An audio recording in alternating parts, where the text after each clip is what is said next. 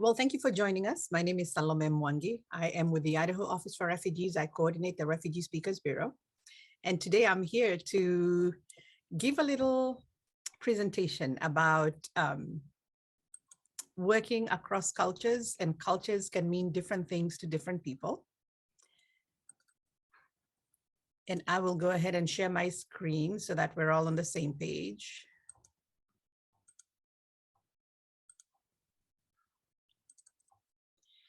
And I call it walking a mile in my shoes. Because until you've walked a mile in my shoes, you really don't know what it is that I'm all about. I always find it so very interesting. We'll wait for Steve to, oh, there you go. Welcome, Dory. Welcome, Steve. So until you've walked a mile in my shoes, you really don't understand some of the things that I face, some of the things that I contemplate as I go through life. And I think it's very important for us to be able to stop and contemplate about the other person. Working cross-culturally, people tend to think about it as learning about the other person's culture, but I also need to figure out my own in order for us to be able to take this walk together through this thing called life. So I invite you to take a look and just see how many how many boots, not even shoes. This is just, we're talking boots here. And as you can see, we have boots for the winter. We were just talking with Amy about the different weather patterns that we're all going through. You have cleats for soccer. You have baby boots that are so cute. You have these galoshes for going out during weather that is more spring-like. And for those of us who grew up in warmer temperatures, I cannot even imagine putting on a pair of boots in a hot, humid place like Kenya, which is where I grew up along the Kenyan coastline. And so then we have sandals that are open and are decorated by different colored beads or a different pattern of sandals altogether. So just to realize that even for you right now, I don't know what you're wearing. So if you don't mind putting in the chat what you're wearing and why you chose it. And I'm going to go first. I'm barefoot because I'm at home and I love going barefoot. And anytime I get an opportunity, I will kick my shoes off because that's just how I like experiencing life. I kind of want to feel the texture of everything that I'm stepping on. I see that there's somebody who put something in the chat. Slippers. Amy, why did you choose slippers?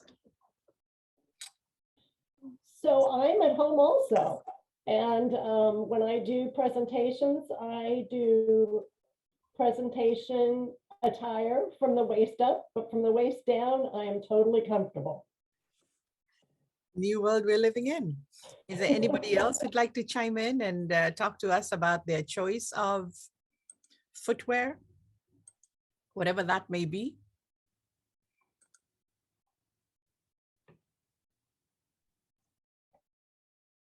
And if you want to do it as we continue, because I know I have only 38 minutes for this presentation before Amy goes, you can definitely put it in the chat. So the goal and the objectives for this presentation is to deepen awareness about diversity, explore the cultures that own you, because sometimes we don't take the time to do that. If you're able to identify your own blind spots, fantastic. And then at the end of all this, get you motivated to live life with cultural relevance.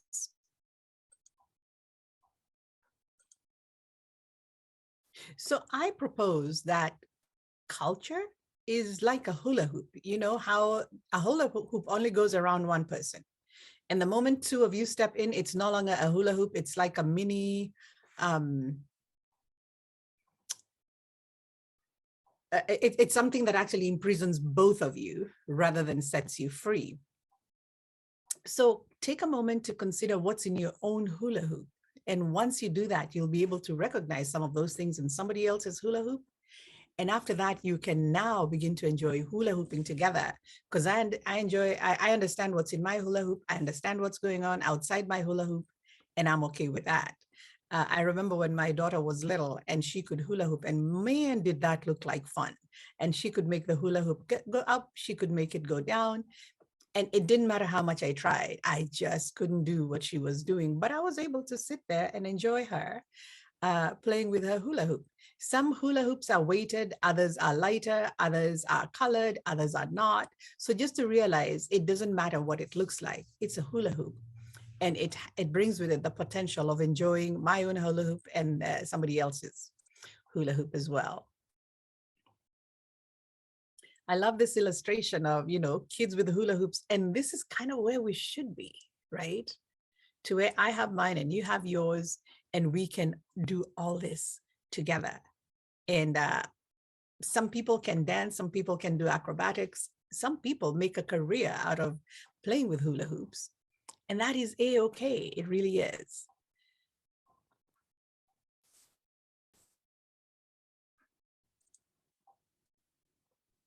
So within my hula hoop, and this is not exhaustive, but I just want to give you a glimpse into what's inside my hula hoop. I'll start with my spirituality, my walk with God. What does that look like? My gender. What do I identify as? Who do I identify as? My behaviors. And where do those come from? My emotions, my thoughts, my beliefs, my physical body, my views, my perspectives, my opinions, my pains, my hurts, my desires and wants and appetites, my personality, my giftings, my character. And we could add so many others into this, right? So this is my hula hoop. If we take a moment and take a look at your hula hoop, it may look different. It may have different colors, but guess what? Has the same thing.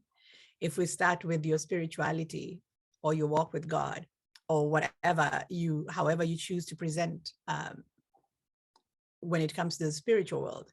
And then there's your physical body, your gender, your behaviors, your emotions, your thoughts.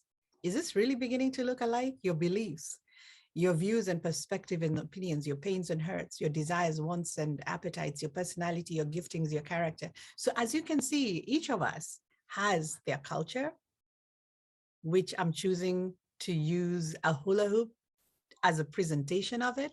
And they both have the same characteristics. Now, I know that there's very many people who define culture in very many different ways. And I just wanted to make sure that we're all on the same page about what is culture.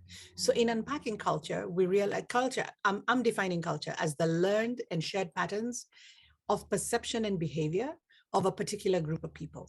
So they're learned, they're shared, there's patterns in them, there's perception and behavior, and it belongs to a particular group of people. So when we're born into this world, we're basically a completely clean slate, right? And it just depends on which culture I'm raised in and what are the things that I'm exposed to and what are the things that I'm taught from when I'm born into that culture. Now, remember, when we talk about culture, okay, when I used to talk about culture in the past, excuse me, for me, culture was like beads and dancing and languages and traditions, right? Things that I didn't particularly understand sometimes. However, now that I've lived here in the US for almost 2 decades now, I've realized, wait a minute, basketball has its own culture. And when my daughter started playing basketball, sometimes I'd go there to watch as a mom, and I'm cheering, and she's like, no, mom, the other team is the one that's actually doing well. And I'm like, oh, I'm sorry. I hadn't learned, right? I hadn't been initiated into this particular culture of basketball. And then she started playing volleyball. Completely different culture. What are the rules? How many times do you touch the ball? Do you even run with the ball? You don't in volleyball, right? And so that was another culture that my daughter had to learn. She was sharing it with her friends. There were the patterns that they knew. If you do this and this is what it means, if you hit it here and it doesn't go over the net, then somebody has to jump and spike it if you can and try and spike it over the net. So as you can see, it was a culture that she got initiated into, and I had to, so that when I went to watch the games, I was not doing wrong by her team because I was there rooting for her team, right? And as you can tell, just because I come from Kenya doesn't mean that I have a particular culture. There's a culture that I grew up with. There's a culture, in the home, right? There's a culture that the schools that I went to had its own cultures. So now that we've unpacked a little bit of what we mean when we're talking about culture, I just want to mention that, and these are terms that are thrown out there all the time, and sometimes they do a disservice to this work of working cross-culturally. But in order for me to engage well with people from other cultures, and even with my own culture, I do require cultural humility. And in getting cultural humility on board, I recognize that there's more than what lies above the surface. And as you can see, if you're looking at this, all you can see is this beautiful, not too threatening ice above the water, but look at what is under the water. And if I'm missing out on this, then this, like they say, is just the tip of the iceberg. And cultural humility has helped me as I have lived here, and I'm sure it has helped you in other places that you have been, to go a little deeper. And let's see what happens when you dig a little bit deeper. Oh, I found this picture that I thought was really telling, that in order to operate in humility, I need to recognize that the other person, I need to recognize their humanity. And it is when we take the humanity out of the picture that we find ourselves getting mean and getting careless and actually causing harm rather than building a bridge that all of us can walk across. Okay, so this is the secret sauce, I think, for me. Understanding that culture is this iceberg. And like I said in the other illustration, this is where many of us operate, right? There's the food, there's the festivals, there's the fashion and the music and the holidays. And many times you'll say, hey, I ate Ethiopian last night. And we kind of feel like, I got it, right? I got it, I'm doing well. Not realizing that this is actually where we're operating at the tip of the iceberg. And you'll find if anything happens at the surface level of culture, it's visible. My emotional response, for example, if I invited you to my house, I made coffee today and I offered you Kenyan coffee, you could say, no, thank you. I could offer you water. I could offer you juice. I could offer you tea. And my emotional response, if you said no to those, is minimal. It doesn't change anything, right? I am not offended. I don't take any offense. However, as we start going below the waterline, where things are barely visible, and this is where you find unspoken rules. What are girls supposed to do in the culture that I come from? And it's unspoken. Nobody sat down with a book and said, according to the book, this is your role as a girl, and this is how you develop into a woman, right? And so when there's offenses, when there's carelessness that happens in this shallow level of culture that is just below the waterline, and sometimes, have you ever seen a fish swimming and you can see it? It's underneath the water, not too deep. It's very easy to assume, oh, it looks like this or it looks like that. However, when you pull it out of the water is when you realize, oh, wait a minute, that's bigger than I thought. That's smaller than I thought. That's, and this is where, for example, facial expressions. What do facial expressions mean in my culture? And how could you misread that? And all of a sudden, there's emotional intensity on both sides because you're thinking, it's not a big deal. I just misread it. And I'm thinking, wait a minute, I'm so offended that when I was treating you with respect, you thought that I was lying to you.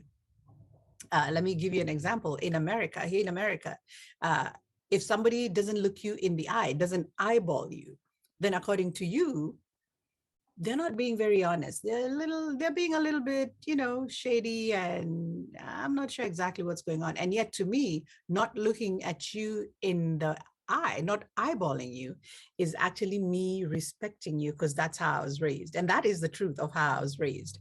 Because I remember having to keep, what do they call it? Switching, almost like code switching, because at home, I was not allowed to look at my parents in the in the eye when I was talking to them. And yet, because I went to a school that was had a British influence when it was set up, then the teachers expected us to look at them in the eye. So you're constantly, okay, so is this where I can look the person in the eye, or is this where I look away? But can you see how that can be misconstrued? And it's an unspoken rule. It's just that when we would go to the classroom, the teacher would say, can you look me in the eye when you're talking to me? So I learned that I had to do that. Nobody told me why I'm looking the teacher in the eye, right? And yet when I was looking away when I'm talking to my parents or my elders or others in my community that I respected, nobody told me we look away because we respect them. It was just one of those things that was unspoken and that I grew up with. And if I crossed those lines, if I eyeballed my grandfather, oh my goodness, was my grandfather lit up? How dare you, right? And then we get into the deep culture, the lower part of this iceberg where the sun never shines for real. And this is where we have, it's invisible, right? And you have unconscious rules. The other night we were discussing with a cousin of mine, and we were talking about how different cultures, even within Kenya, have different expectations. For example, in the culture that I come from, in the tribe that I come from, men get circumcised when they're kind of like getting into their teenage years. And the assumption, I mean, nobody, like I said, it's unconscious, nobody talks about that, is that now you're stepping into manhood. And therefore, this is your gateway into manhood. And if you are not circumcised, then you're not a man. So can you imagine when somebody who comes from this culture where it's an unconscious rule, nobody even tells you about it, you just know that this is what happens at this particular time. And the emotional response is intense. I may never talk to you again. I will probably see you and cross the street to make sure that we do not connect. And I'm sure you probably felt that or experienced that when you're dealing with somebody and we're talking about religion and you say something that is completely in this deep level about somebody's religion or courtship or marriage, or how they raise children, or how decisions are made, or how problems are solved. And yet, because I grew up not even knowing that they were rules, it's not that they're unspoken, they're unconscious. And the reason I'm bringing this is for us to examine ourselves and ask ourselves, because I've had to ask myself this question, why was I offended when that person said that? Or when they did that? Is it because it was something in this level, the deep culture? Sometimes, and I'm going to step in here, step onto this, people are talking about race. And we will say careless things like, so why don't the Black people just obey the police? And all of a sudden there's a chill in the room. And you're obviously talking about something that is deep, deep, deep in here that you do not know. It's an unconscious rule. And if you ask the people of color why they're offended, why that, it's because there's this history that has finally, that is deep in this iceberg of culture. And if you ask us to explain it, we probably wouldn't be able to do that. However, we are deeply offended and it can fracture relationships. And that is just an example that's easy for us to grasp, especially with everything that we're going through right now. But this, like I said, is for me and for you to reflect upon and ask yourself, what is it? What is it about what somebody said or somebody did that is eliciting this reaction from me? I had mentioned cultural humility at the beginning. And cultural humility is a lifelong process of critical self-reflection. So this is work that I'm doing within myself. It mitigates power imbalances. I'm able to figure out, oh, it's because this is where I come. How can I balance out the scales? It calls me to accountability. And it also helps in developing respectful partnerships and relationships. Excuse me, the sun is shining right in my face. So it helps to develop those respectful partnerships as you go along. I cannot tell you how much I have learned by putting my assumptions aside and saying, tell me a little more. And it's been phenomenal. And I've realized, oh my goodness, was I off the mark or what? And as we continue learning about each other, then I'm able to develop this amazing relationships and partnerships that are still propelling me to this day.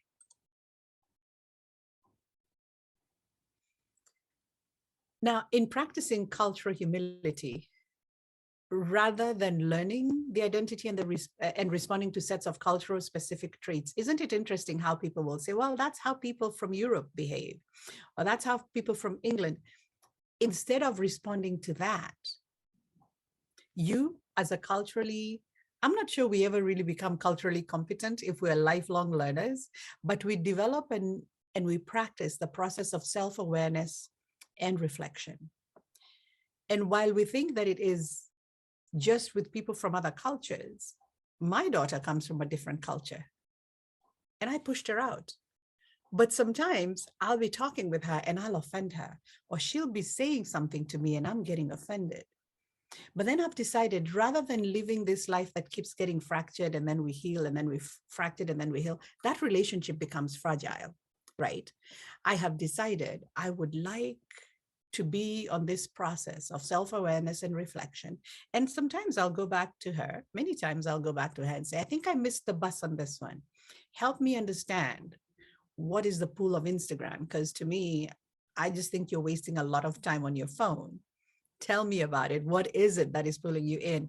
And as she does that, I realize, oh, whereas we would have looked for a place to hang out and chat, Instagram is a new place where they hang out and chat and share, right? And it helps me, my own self-awareness, and continue strengthening this relationship that I have with her.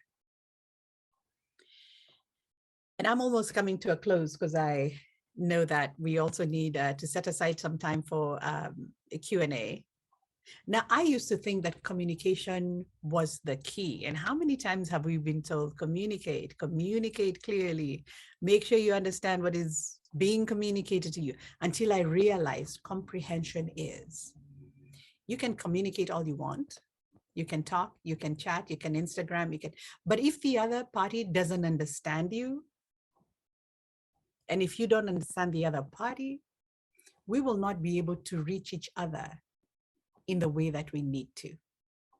So remember, it's not just communication, but it's comprehension of that of that which we are both trying to communicate. And how many times have I sat down with my daughter on the couch? And obviously I'm using my daughter as a guinea pig, right?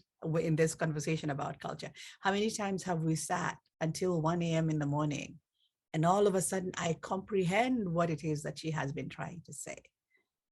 And the moment I do that, it shifts the relationship for it to flow in the right direction. But it's because now I comprehend. Not only did I hear what was being communicated, but now I comprehend it. I receive it within the context that she is speaking. For I gave the example of Instagram, and she would tell me, well, so, and now can I add Snapchat onto it? So let's talk about Snapchat.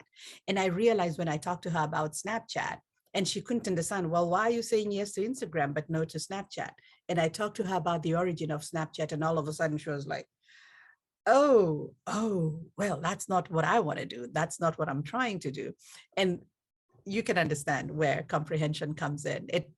It's kind of like, I think of it as communication on steroids, where we're all getting what is being laid down. So then remember, I started with saying, I need to reflect on my own biases. I need to figure out what cultures own me. I grew up in Kenya, and my grandfather was actually the generation that fought for independence. The British came in, colonized the country, and my grandfather's generation is the one that actually waged the war, the physical war that pushed the British out. So I grew up hearing about white people as people that were defeated when they came and took our lands and took our property in Kenya. So when I came to the US, I didn't understand this whole dynamic of the white folks are superior to the Black folks. And I'm thinking, no, we pushed them out. And this is what happened. However, in Kenya, when Kenya attained independence, they actually invited everybody who wanted to remain in Kenya to become a Kenyan. So right now we have like fourth generation Kenyans who are white, who are Indian, who are, and I keep thinking, I think America could borrow a leaf from those people. And nobody ever tells the other person go home, because how do I go home when my great, great, great grandfather came here? And do you understand? So I had to understand that culture, or how I related with it. What are the cultures that own me, and how have I come to where I'm at? What are my biases and my prejudices, and why do I have them? Why is it? And my daughter will actually tell people, one day I think my mom is going to get in trouble with the police. She talks with them like they're on the same level. And I'm telling her, well, we are. They're a police officer and I'm a US citizen, and I don't understand. But because my daughter has been acculturated here, and she's being treated as a little African American, and there are people who are telling her, when a police officer stops you, this is what you're supposed to do. So that's the culture that owns her and defines her, right? And so as I have explored it, and I'm so grateful for this opportunity to explore, is when I realized, oh, okay, well, I guess I need to change that to make sure I preserve my life. And this is, obviously I'm giving a really, really, really big, I'm painting with a very broad brush. But the moment I realized that this is where I'm coming from, and these are the assumptions that I have, these are some of my biases and prejudices, and this is where they came from because of the stories that I heard sitting on my grandfather's lap. So then how do I change them or modify them to make sure that I'm able to live life with cross-cultural relevance, to where I'm not shutting people out, I'm actually inviting them in, and for us to realize just how much more we have in common. So while we cannot outlaw our biases, we can learn to understand them and how they influence our interactions with others. I grew up in a country where we kept left. We drove on the left side of the road. And I tell you, when I came to America, it was panic attack every time, especially on the freeway, because it felt like everybody was on the wrong side. And every time we'd be on the freeway, and I wasn't even the one driving, I'm a passenger. And my heart was about to jump out of my chest so one day I had to sit myself and ask myself, wait a minute, child, you've driven in a car before, you've driven a car before. It's not your first time doing 65, 75, 85. What is it? And I had to realize I was so used to keeping left that keeping right felt wrong. And the moment I did that, I was able to tell my system, come down, same road, same experience, different perspective, different side of the road. And when I did that, I was able, because every time if my sister was giving her right, I thought she was going too fast. So I'd start quarreling with her because she wasn't doing right by me. But now I realize, wait, it's because I was acculturated, because I was raised driving. I believe that you had to keep left on the road. Why would anybody keep right? If you kept right, then that was a recipe for an accident, right? But after I learned that, it helped me calm down. Now I have to tell you, like it says, you cannot outlaw that hardwiring. And so when I'm really, really tired, guess what? I want to keep right. I want to keep left. And sometimes I'll actually show up at an intersection and I have to take a minute to remember, okay, Kenya, US, Kenya, US, I'm in Kenya. Okay, if I'm in Kenya, then I'm keeping left. If I'm in the US, then I have to remember to keep right. Because if I didn't, then it would be disastrous to all concerned. So in order to continue on this road to cultural relevance, I have to value diversity. I have to say, you know what, I understand, I grew up driving on the left, you grow up driving on the right, and it's okay. I value that. I appreciate it. It's so refreshing. I had never thought of that. I did not grow up with suicide lanes, the lanes in the middle, the turn lanes. I didn't grow up with that. And initially I was like, man, Americans wasted so much space. Do you know what you could do if you could put all this space together? However, It's part of this culture and I value it. And I absolutely love suicide lanes. It gives me a minute for my brain when I'm really tired to figure out, okay, so which way are we turning? Which is the right way to turn, right? And I'm continually doing cultural self-assessments on myself. And this is obviously something that we can talk about in a different session, but I'm continually doing that. And I'm asking myself, am I missing something here? Is it me who's the problem? Rather than assuming that it's the other person. Recognizing the dynamics of cultural interactions and intersections. Where do our cultures actually interact? Where do they come together? And can we actually celebrate that instead of just looking at the differences? And then incorporating that cultural knowledge to where if I walk into somebody's house and they have shoes at the entrance, I'm going to kick off my shoes, or maybe I'll ask, would you like me to kick my shoes off? I noticed that there's shoes here at the entrance, right? So I'm incorporating that cultural knowledge as I'm collecting it. And then I adapt it to daily living. I don't just leave it for when I'm working with a client who is different, or with somebody who comes into my house and they're different. It's a daily thing, right? Americans love saying hello to each other and chatting about whatever. We really love doing that. And before, I used to wonder, this is strange. Do they know me? Why are they talking to me if they didn't know me, right? And I've had to adapt to that and say hello to my neighbors and the mailman and the person who brings, whatever it is, right? So I've adapted that to my daily living. And so when I have people visiting from Kenya, they always ask me, so do you know that person? Maybe it's the girl at the checkout line or the guy at the checkout line. And I say, no. So are you chatting with them?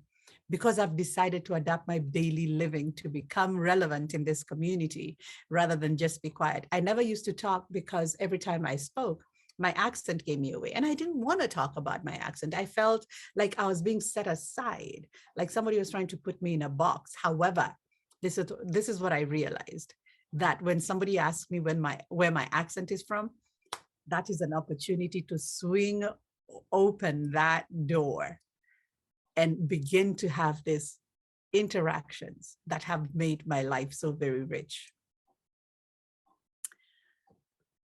Do we have any questions or comments?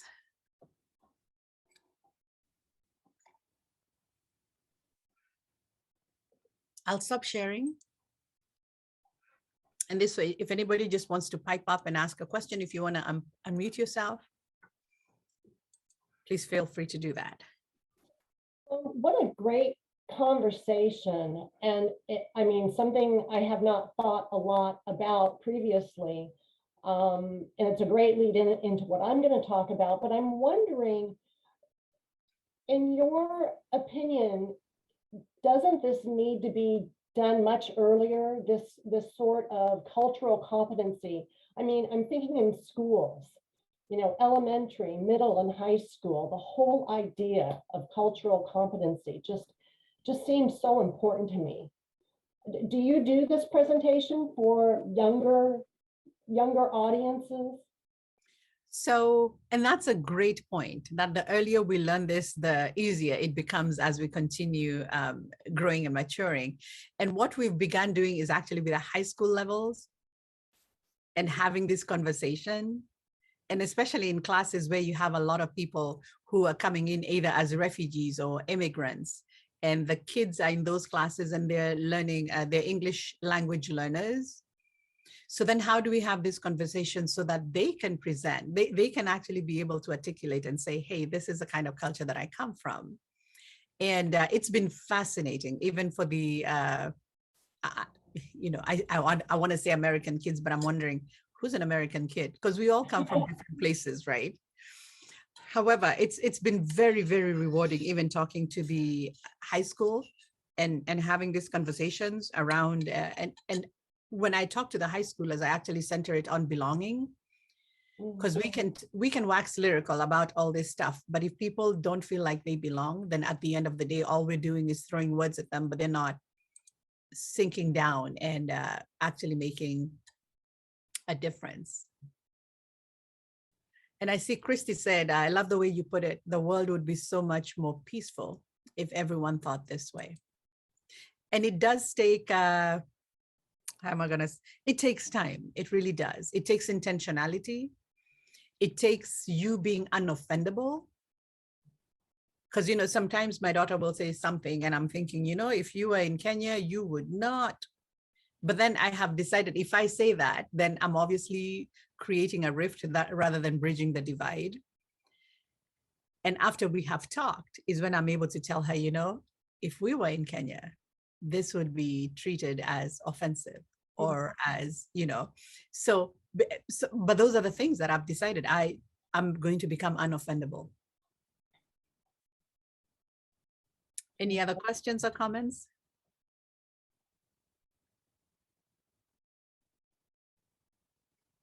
Well, thank you so much for your time, and I will hand it over to Amy. Wonderful, wonderful. Thank you. That was just really thought-provoking and a great lead-in into what I'm going to be talking about. I am going to share my screen.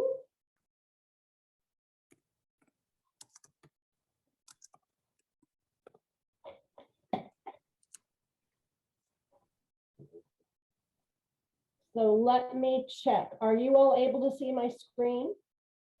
Yes. Wonderful. Okay. Start from the beginning there. All right.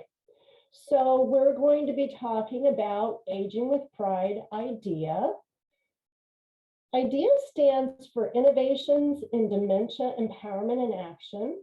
It is both a research study and a program being provided at the University of Washington School of Social Work. And just to put it out there, it's available throughout the entire country. So it's for people in Idaho and every other state in the nation. The investigators are Karen Fredrickson Goldson out of the School of Social Work and Linda Terry out of the School of Nursing. And it's a grant supported by the National Institute on Aging, which is part of the National Institute on Health. So Aging with Pride IDEA is the first federally funded research study examining ways to improve the health and quality of life for adults aged 50 and older with memory problems and their caregivers in the LGBTQ plus community. So first, I'm going to tell you a little bit about this community. The caregivers and the folks experiencing memory loss who are LGBTQ. And then I'm going to tell you about the IDEA study and what we're doing to address that situation. A lot of people say, why study this community? There's a rapid growth of LGBTQ older adults with Alzheimer's disease and related dementias. LGBTQ older adults have higher rates of social isolation. They're less likely to be married or have children and more likely to live alone. In addition to depression and social isolation, they have higher rates of some chronic conditions and risk factors for dementia, including cardiovascular disease, smoking, and obesity. And I want to say more about this issue of social isolation. I can't emphasize enough what a problem social isolation is. Of course, all seniors are at risk for isolation and loneliness, but social isolation is intensified for marginalized populations like the LGBTQ community. Their older members have experienced social exclusion in less tolerant times and places. They couldn't get married until several years ago, and many have been discouraged from parenting and couldn't always speak freely about their relationships. So social isolation is a huge factor for the LGBTQ community. They're often medically underserved, stigmatized, and vulnerable, and there's a lack of efficacious research-based interventions for this group. LGBTQ older adults are a growing population. It's estimated that 2.7 million adults aged 50 and older self-identify as LGBTQ in the US. 1.1 million are 65 and older. And by the year 2060, the number of LGBTQ older adults will exceed 5 million. LGBTQ plus Americans are 29% more likely to report memory loss and confusion, two early signs of dementia, than their straight counterparts. And we know a lot about the LGBTQ older adult population from another study being done at the University of Washington by Karen Fredrickson Goldson. That study is called the National Health, Aging, and Sexuality Gender Study, or NHAS. And that's the first federally funded longitudinal national project examining the health and well-being of midlife and older LGBTQ adults. It is surveying over 2,400 LGBTQ adults between the ages of 50 and 100. It's been going for 10 years and is ongoing. That study has shown us that there are big health disparities among LGBTQ older adults.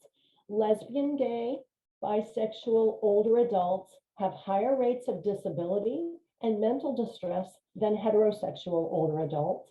Lesbian and bisexual women have higher rates of cardiovascular disease and obesity than heterosexual older women.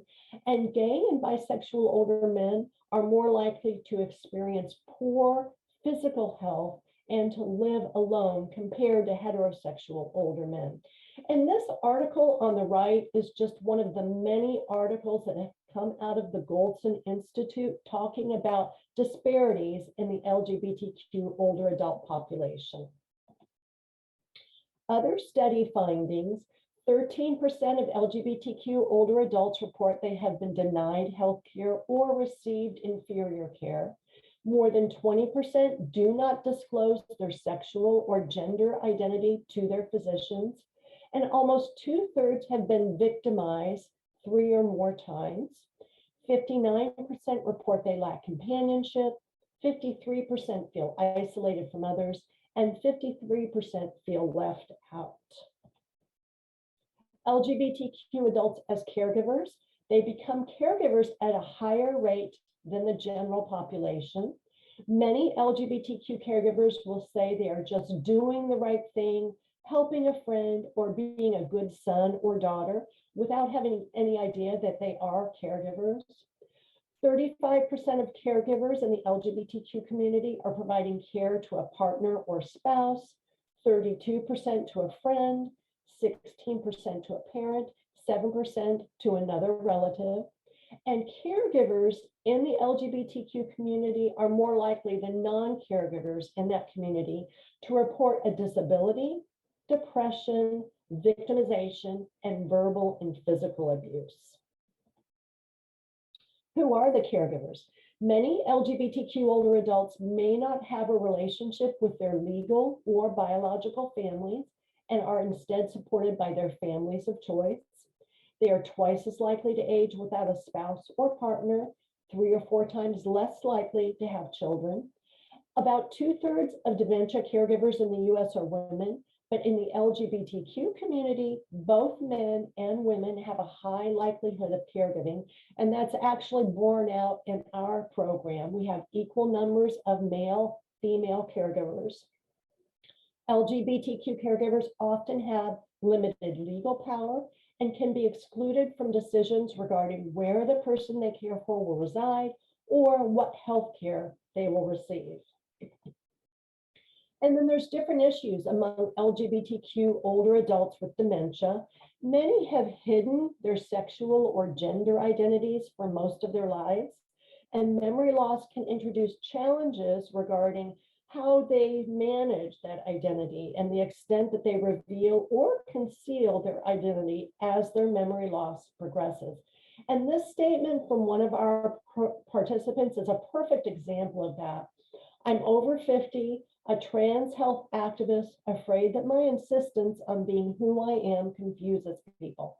I'm afraid of dementia and Alzheimer's. What if I go back to my 10 or 20-year-old self as a girl or a woman? So all of these issues together are what brought Karen Fredrickson Goldson to design and get funding for the IDEA study. And her statement is, studies show that LGBTQ older adults with memory loss and their care partners are understudied populations. And our project is designed to aid in the development of much needed interventions for vulnerable midlife and older adult populations. So that brings us to the IDEA study. The IDEA study is based upon a proven treatment program. The foundation of IDEA is called Reducing Disability in Alzheimer's Disease. That's a study that was done by Linda Terry at the School of Nursing at the University of Washington. The intervention that study provided to folks with memory loss and their caregivers had some pretty amazing results. It was shown to reduce institutionalization for the person with memory loss, reduce stress for the person with memory loss and their care partner, and increase physical activity in both the person with memory loss and their caregiver.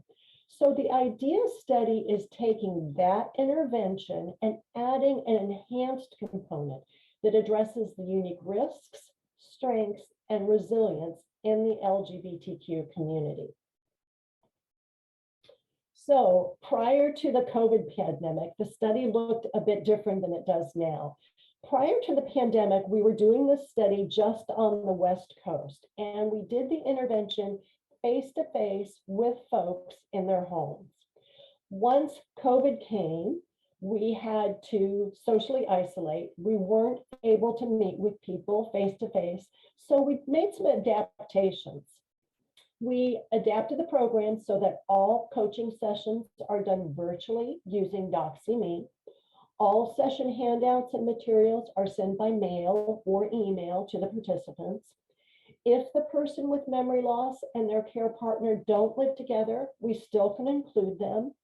And we wanted to be able to provide it to folks who didn't have a way to connect with us. They didn't have the virtual ability or technology. So if somebody needs a tablet with connectivity, we can provide that. And because we were able to do this virtually, IDEA is now offered in all 50 states. The nuts and bolts of the program are that there are 9 visits over 6 weeks with a trained coach who meets with the person with memory loss and the person who helps them. Coaches follow up with participants after the virtual coaching ends with 4 monthly phone calls. And because it's a study, we do assessments that give us the data that's going to tell us if this is really effective or not. So there are 5 assessment interviews done by phone over a 1-year period. The pair receives $25 for each assessment, so $125 if they complete all 5. What do the coaches teach? What's the intervention involved? There's 4 key areas that we concentrate on. There's coaching to identify consistent areas of tension and brainstorm ideas and approaches to improve behavior problems. There's communication, coaching and strategies to address communication challenges related to memory loss and dementia. There's a low-level exercise program that encompasses stretching, flexibility, balance, and endurance to strengthen the body, support independence, reduce injury, and improve mood. And then there's connection. Remember, I mentioned earlier social isolation being a really big issue for this community. They're LGBTQ, they're older, and now with the pandemic, social isolation is intensified. So we want to connect them to community resources specific to LGBTQ aging and caregiving so that they have those connections once we're done doing the intervention with them. Coaches are also available as a resource by phone or email. We cultivate ongoing resources and support for the caregiver, assist with connecting them to community resources, and we provide a home safety assessment during the intervention.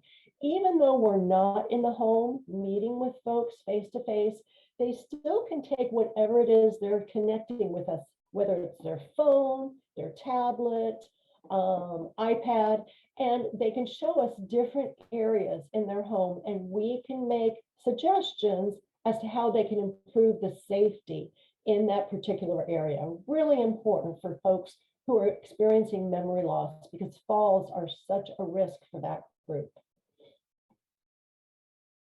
Who is eligible for the IDEA program?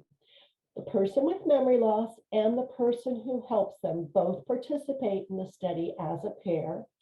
Either the person with memory loss or their caregiver must be LGBTQ. Oftentimes they are both, but only one of them needs to be eligible for the program. They do not need to live together. They can be in separate residences. They cannot be living in a long-term care facility. So they have to be living in an independent living situation in their own home or in a senior residence. The person with memory loss must have a diagnosis of dementia or memory loss severe enough to reduce their ability to perform everyday activities. And this is totally self-reported. We are not confirming this with a healthcare provider. It's totally self-reported. And then the person with memory loss must be 50 years or older. Their care partner can be any age 18 or older. Examples of pairs that we've had in the study: couples, partners, spouses, an adult child or grandchild caring for an aging parent or grandparent, a friend helping a friend with memory loss, a caseworker assisting a client. All of these are okay as long as at least one in the pair is LGBTQ. Because it's a research study, we can't look at the data until we're done collecting all of it. But the feedback that we've been getting from participants has been very promising. And I want to read just 3 comments that we've received out of the many. The first one: I appreciated gaining understanding about this disease, realistic expectations, and learning communication with someone with dementia. The program is exceptional, excellent coaching, outstanding material. I'm so grateful that I had your support. Just knowing that there's someone who's there for me was so helpful. Another comment: I feel strongly that Aging with Pride IDEA made such a difference. I was able to receive what I needed. You gave me new things to consider with support. And this last comment here: I love the exercises. Before this program, I couldn't put on my socks. Now I can. Something most of us take for granted, but really made an impression for this person. And I have to tell you, we get lots of comments about how people do love the exercises that we're showing them. And it really is making a difference for both the person with memory loss and their care partner. So the IDEA project is being done at the University of Washington's Schools of Social Work and Nursing. We have community partners throughout the US, and our coaches are located throughout the US. And as I mentioned before, IDEA is offered in all 50 states. We have great outreach resources. We have a website. It's ageidea.org. Folks can go to that website, learn about the study.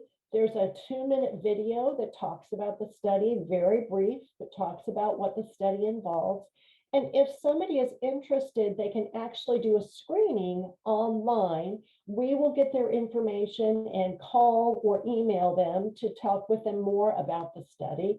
They can call us directly or email us. That's perfectly fine too. We have flyers and postcards that talk about the study. Getting those into folks' hands is one of the best ways we're able to let people in the LGBTQ community know about this opportunity. We're on social media. We have Facebook, Twitter, and Instagram posts if folks want to share those. And there's our contact information. Our number is 1-888-655-6646. Our website is ageidea.org. Our email, ageidea@uw.edu. All those are ways to contact us. And if somebody wants to contact me directly, that's fine. I'm amoore@uw.edu, and my phone is 206-543-8445. And I should mention that this phone is just for this project. So if somebody calls, they will be talking with folks who only work on this project. Because there's a research study and I gave you lots of data at the beginning, I always back that up with references. So I'm just showing you that we can back up all of what we've said. And then I'm going to go back here in case anybody wants to copy that down. And then I'm going to stop sharing my screen and see if there are any questions or comments. There we go. A couple of things I want to mention. The program is in its final stages of enrolling folks. And in fact, we are at the end. We will be enrolling folks through next week. So if somebody is interested or knows of somebody who might be interested, I would encourage you to get the word out to them as soon as possible and have them give us a call within the next week. Happily, we have recruited everybody we need for the study, but we want to keep going one more week so people have a chance. The other thing I want to mention is a lot of people ask, what stage of memory loss? Does somebody have to have a diagnosis of Alzheimer's disease? And they do not. The program that we're doing is suitable for folks at any stage, people at the very beginning with just mild memory loss, all the way to somebody with pretty advanced dementia. So the program is appropriate for any stage of memory loss. And the other thing I want to mention is who we consider a caregiver is very liberal. It can be somebody who's just a friend checking on somebody with memory loss. It can be a relative who lives another state away, who is calling a few times a week. So we're very liberal in what we consider a caregiver or a care partner for purposes of this study. So I just wanted to put all of that out there. Any questions, comments, concerns?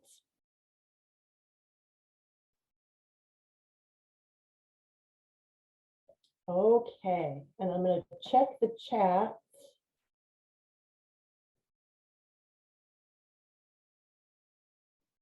Okay, nothing there. All right.